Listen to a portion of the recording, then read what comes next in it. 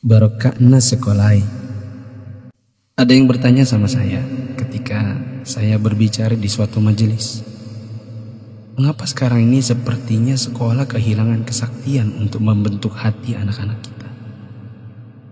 Ini pertanyaan dan bukan pernyataan saya. Saya hanya mampu menjawab begini. Dulu orang tidak sekolah setinggi sekarang ini. Bahkan di kampung tak ada yang hebat berteori pendidikan sedahsyat hari ini.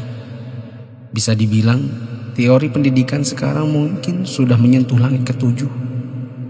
Tapi sebenarnya ada yang hilang, yang disebut dengan keberkahan. Keberkahan bukan buatan manusia, melainkan pemasena puange, rahmat Allah.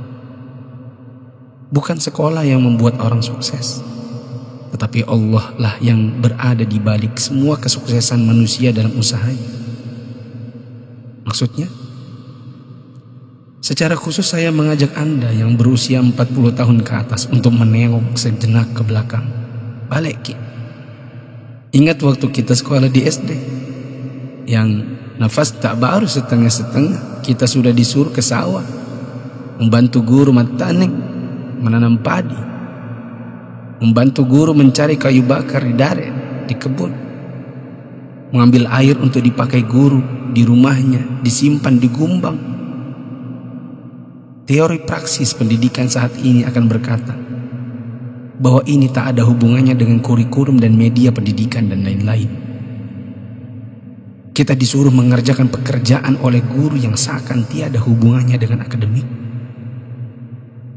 Bukan itu saja, bahkan mungkin kita pernah menjaga jualan guru. Tak hanya itu, kita kalau dipukul oleh guru hingga setengah hidup, atau masengo, mimisan, akibat pukulan mistar kayu guru dan jangka pelingkar yang ujungnya runcing. Disinilah intinya.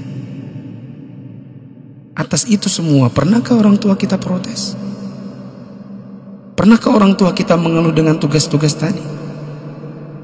Pernahkah orang tua kita melarang kita ikut ekskul dalam tanda kutip yang saya sebutkan tadi, mencari kayu, mengambil air? Sama sekali no. Orang tua kita tidak pernah mempersoalkan. Inilah mata air yang mengalirkan keberkahan.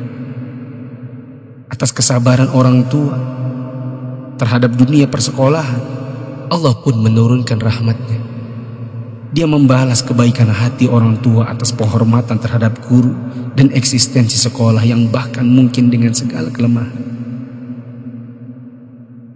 Tak perlu pakai teori pendidikan, sebab orang tua kita tak paham itu semua. Tapi teori dan kehendak Allah yang berlaku. Inilah yang disebut dengan barakah, keberkahan. Boleh jadi kita sudah jauh berjalan, tapi mari kita tengok sejenak betapa hebatnya pendidikan orang dulu. Kebodohan guru zaman dulu dengan ekskulnya, serta kesabaran orang tua dengan ketidakpahamannya, rupanya membuat Allah Ta'ala menurunkan barakah pemasai. Atas berkat rahmat Allah, bukan hanya bagi guru, tidak juga hanya untuk orang tua, bahkan keberkahan itu pun dinikmati oleh anak didik.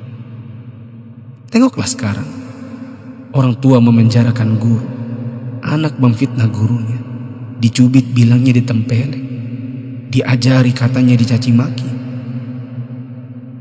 dinasihati lapornya dihina, ditegur ujarnya dipermalukan. Bagaimana mungkin berkah Allah bisa datang? Anda yang berumur 40-an, pernah kita melakukan ini?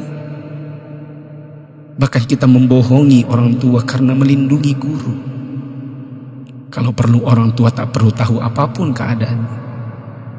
Itulah sebabnya di akhir sekolah dahulu kita selalu menyisakan air mata kebahagiaan.